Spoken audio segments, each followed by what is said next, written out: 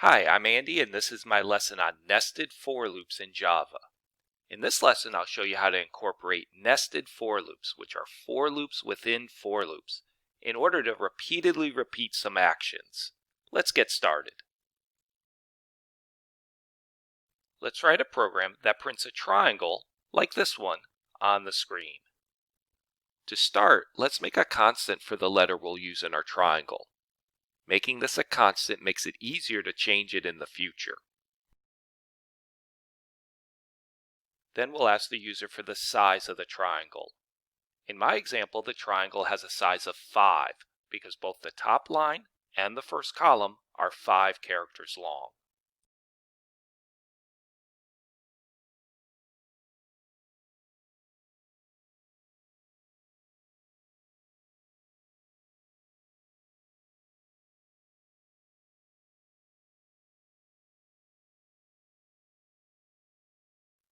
Printing the full triangle is kinda tricky. When faced with a difficult task like this, it sometimes helps to do a related but simpler task first. That's exactly what we'll do here. So instead of printing the whole triangle, let's first see if we can print just the top line. To print that line, we need to repeatedly print an A. A for loop is perfect for that task.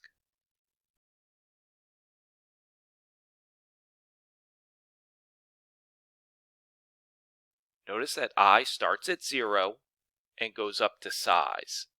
That means if size is 3, the for loop body will repeat 3 times for I equals 0, I equals 1, and I equals 2. We don't want a new line after we print each A, so we'll use the print method rather than the print line method.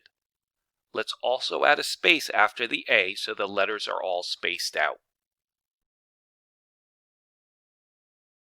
And after printing all the A's with the for loop, we need to add an empty print line so our cursor moves down to the next line in the console.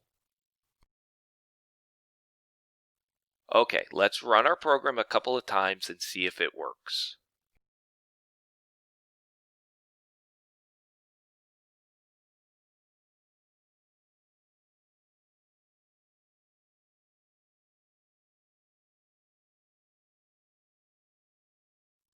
Now that we've conquered that smaller task, let's move on to the bigger one and try to print the entire triangle.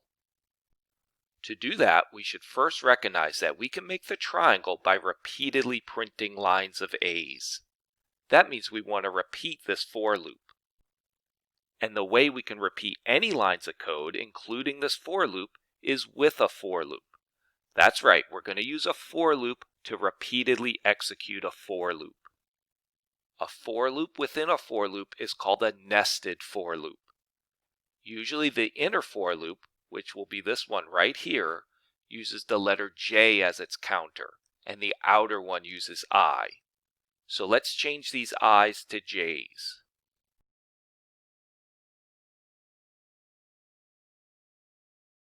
Now we can make our outer for loop. Remember, this loop's job is to print the correct number of lines by repeating the inner for loop. Notice the number of lines we want to print is equal to size. So our outer loop counter will go from 0 up to, but not including size. Also notice that I'm putting the original for loop inside the curly braces of the new for loop. That's what we mean by a nested loop. I also need to indent everything properly.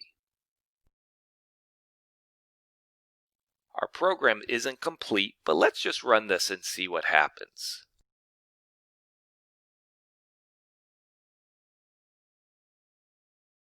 Okay, we got a rectangle. That's not too bad. We're almost there. Now we just need to figure out how to reduce the length of the line each time through the outer for loop. I'll show you how to do that 2 ways. First, let's make a variable called line length to keep track of how long the line needs to be. At first, line length is equal to size.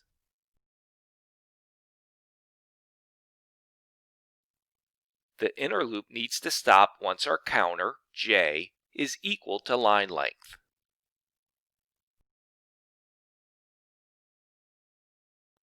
And after the inner loop finishes, we need to reduce line length by 1 so that the next time the inner loop executes, it writes 1 less A. Let's give this a shot and see if it works.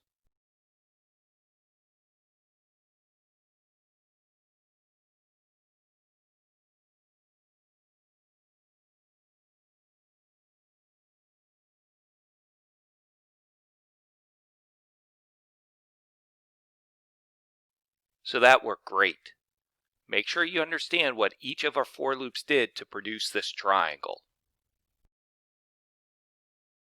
So this for loop's job is to repeatedly execute this for loop, along with these other 2 lines of code. And this for loop's job is to repeatedly print A to the console. So when size was 3, this for loop body executed 3 times, producing the 3 lines of A's on the screen. Okay, just for fun, let's now try to write this for loop without using the line length variable.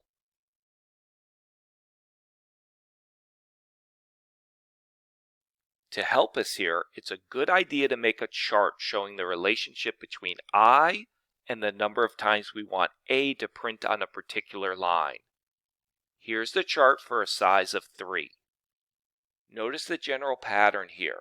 The number of A's printed on a line is always size minus I. That means we can use that formula as our stopping condition for our inner for loop, like this.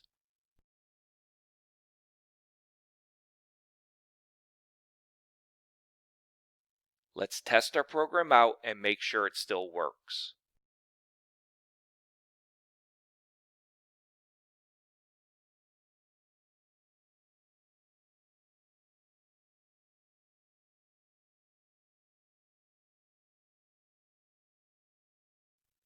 Great, so that's the second way to do this task. By the way, in my opinion, both for loops are good algorithms. They work correctly, are fairly easy to understand, and don't contain a bunch of unnecessary lines of code. When faced with a task like this, choose whichever way makes more sense to you. And that wraps up this lesson on nested for loops in Java. I'm Andy. Thanks for watching and coding with me today.